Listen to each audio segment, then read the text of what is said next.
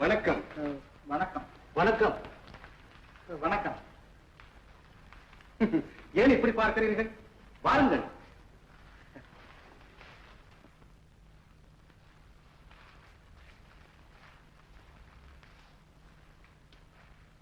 உட்காருங்கள்.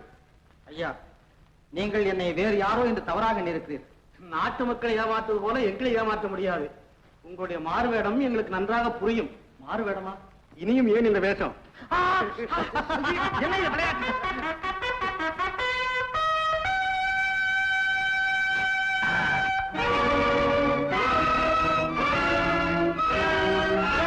அமைச்சரே, யார் அது?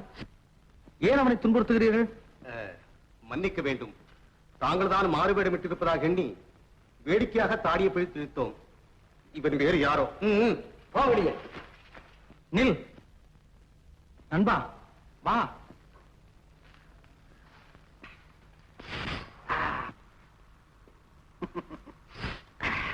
நீ யார்? நாடோடி. உன் பெயர்? வீராங்கன். வீராங்கன், நீ என்னைப் போலவே இருக்கிறாய்.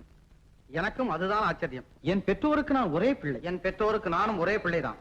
அதிசயமான ஒற்றுமை. அது இருக்கட்டும், நீ எப்படி இங்கே வந்து இதற்குள் நுழைந்தாய்? நான் வெளியூரை சேர்ந்தவன். இப்படியே நகர்ப்பக்கம் வந்தேன். சிலர் என்னை கொல்ல முயன்றார்கள். தப்பி வரும்போது இதற்குள் நுழைந்தேன். உனக்கு விரோதிகள் யாராவது நகரில் இருக்கிறார்களா? நகரில் இருக்க நியாயமில்லை. அரண்மனையில் தான் இருக்கிறார்கள். அரண்மனையிலா? நான் புரட்சி கூட்டத்தைச் சேர்ந்தவன்.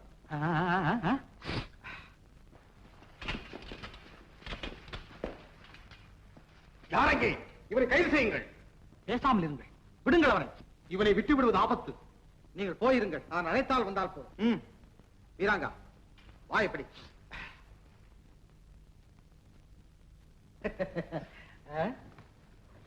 எதற்காக புரட்சி?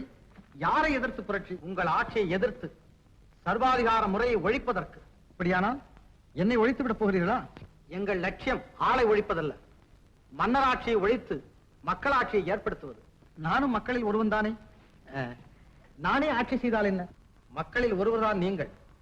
ஆனால் மக்களின் நிலை அறியாதவர்கள். ஏழைகள் இந்த நாட்டை ஆள வேண்டும் என்கிறோம் நாங்கள்.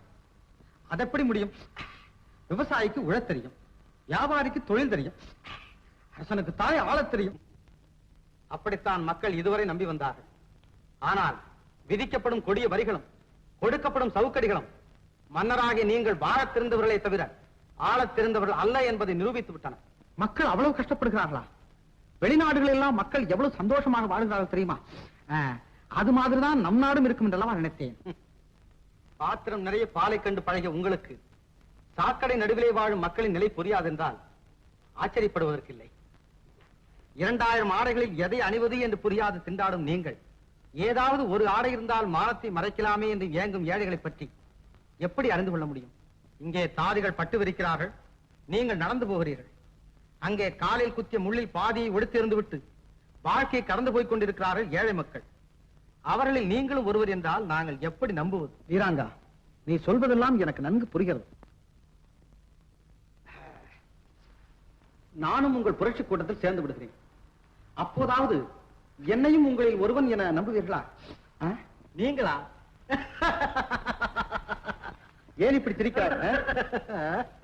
நீங்களும் எங்களுடன் சேர்ந்து விட்டால் நாங்கள் யாருடைய ஆட்சியை எதிர்த்து போராடுவது? ஓ, அதுவா? மந்திரி, தளபதி, ராஜகுரு, பிங்களன், அரண்மனை, அதிகாரம் எல்லாவற்றையும் எதிர்த்து போராடுவோம். அது வேண்டாம். இப்படி செய்வோம்.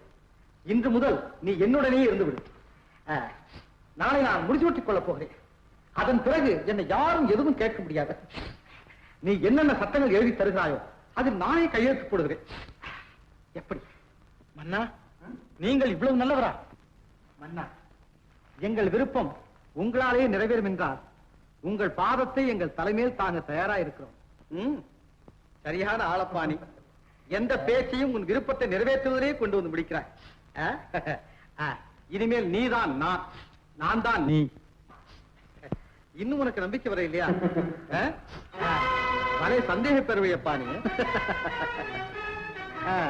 நந்தா,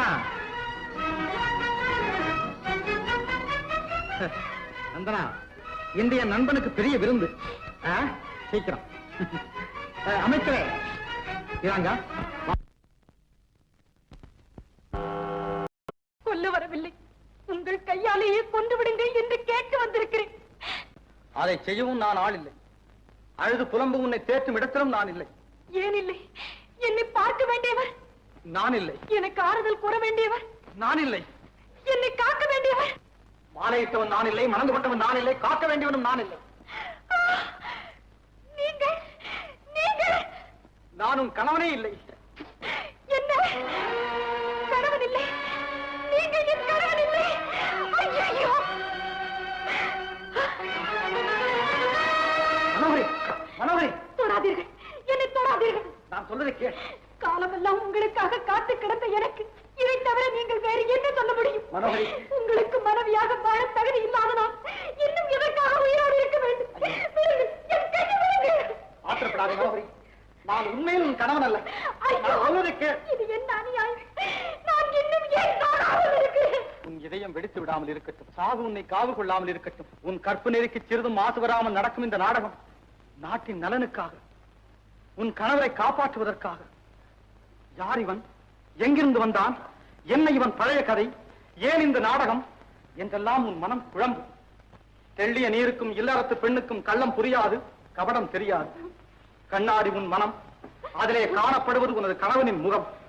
அரண்மனை, அதிகாரம், ஆள், அம்பு, சேனை, இதுதான் நீ காணும் உலகம். இன்னும் ஒரு உலகம் உண்டு, நீ காணாதது, நான் கண்டது.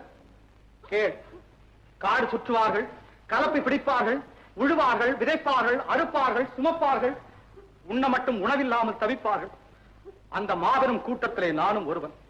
படையிலே சேர்ந்தேன், மக்களுக்கு பணிபுரிய, நாட்டை காக்க. சேர்ந்த பின்பே அறிந்தேன், ஆற்ற வேண்டிய படை மக்களை அழ வைத்தது, வாழ வைக்க வேண்டிய படை மக்களை மாய வைத்தது என்று. உங்கள் ஆட்சியின் கொடுமைகள் அனைத்தையும் கண்டேன். ஆதரவற்ற குடும்பங்கள் தவிப்பதையும் பார்த்தேன். மக்கள் அழுத கண்ணீர் ஆரண பெருகும். சண்டை வேண்டாம், உணவு வேண்டும், வாழ்வு வேண்டும் என்று அலறுவார்கள். அவர்களை அடிக்க சொல்லுவார் தளபதி. அணைக்க பாவம் என் மனசாட்சி. உள்ளம் துடித்தது, உதிரம் கொதித்தது. ஏன் இப்படி? எதற்காக? நடக்கலாமா? சரிதானா? இவைகளை எனக்குள் நானே கேட்டுக்கொண்டேன். ஒரே ஒரு முடிவிற்குத்தான் வந்தேன். மக்களிலே ஒருவன் தலைவனாகும் வரை மன்னராட்சியில் அக்கிரமத்திற்கு முடிவே இருக்காது என்று அறிந்தேன். படையிலிருந்து விலகினேன், புரட்சி கூட்டத்திலே புகுந்தேன். புரட்சி என்றதும் பயந்து விடாதே. இது ஆளை தீர்க்கும் ஆயுத புரட்சி அல்ல. அதில் எங்களுக்கு நம்பிக்கையும் இல்லை. ஆனால் நாங்கள் தீயிடுவோம் தீமைக்கு, கொள்ளையடிப்போம் மக்கள் உள்ளங்களை, குவித்து வைத்து அனுபவிப்போம் அறிவுப் பொருள்களை. கத்தி எடுக்காத, ரத்தம் சிந்தாத அறிவு புரட்சி அது. கொல்லாமையை போதித்து மக்கள் குணத்தை மாற்றியதை கொடுமை என்றது உங்கள் ஆட்சி. பிடிபட்டேன் ஒரு நாள், உதைப்பட்டேன், சிறையில் வதைப்பட்டேன். பாராள மன்னனாக பார்க்கிறாயே இப்போது. அவன் சிறையிலே இருந்தபோது பாராளுவோர் தந்த பரிசுகள் சவுக்கடை சூடு. பார் சகோதரி, செல்வந்தர் வீட்டு மாடுகளுக்கு வைத்திய வசதி உண்டு. ஏழை அதனிலும் இருந்தவனா உங்கள் நாட்டிலே என்று கேட்டதற்காக இந்த தண்டனை. பட்டேனே பலதுயரம், கெட்டேனா, பழிகாரனாக மாறினேனா? நான் கொடியவனாக இருந்திருந்தால் உன் கற்பை எளிதில் சூறையாடி இருக்க முடியும். இல்லை மனோகரி, இல்லை. நான் பலனளிக்கும் கழனியானே. குழப்பம் செய்யும் கூட்டம் ஒருபுறம், கொந்தளிக்கும் மக்கள் ஒருபுறம், என்னை கொலை செய்ய துடிக்கும் கொடுமையாளர்கள் ஒருபுறம், வடிவத்தால், வாக்கினால், சிந்தனையால் இவன் நமது கணவனே என்று கலங்கும் நீ ஒருபுறம். இதற்கிடையில் தான் வாழ்கிறேன் மன்னனாக. பட்டு பட்டு தேறி என் இதயம் எந்த பாரங்களையும் தாங்கிக் கொள்ளும். ஆனால் என்னை உன் கணவனாக கருதி மகிழ்ச்சியோடு பார்த்தால் என்னால் தாழ முடியாது சகோதரி, என்னால் தாழ முடியாது. அதற்கும் இன்று ஒரு முடிவு கண்டு விட்டேன். பாரம் இறங்கி விட்டது. நான் வருகிறேன். அண்ணா, அண்ணா, அண்ணா, அண்ணா, அண்ணா, என்னை மன்னித்து விடுங்கள் அண்ணா. உண்மையிலேயே என்னை நம்புகிறாயா மனோகரி? நம்புகிறேன் அண்ணா, நம்புகிறேன். நான் மட்டும் என்ன, இனி இந்த நாடே உங்களை நம்பித்தான் ஆக வேண்டும். சகோதரி, அண்ணா, சகோதரி, அண்ணா.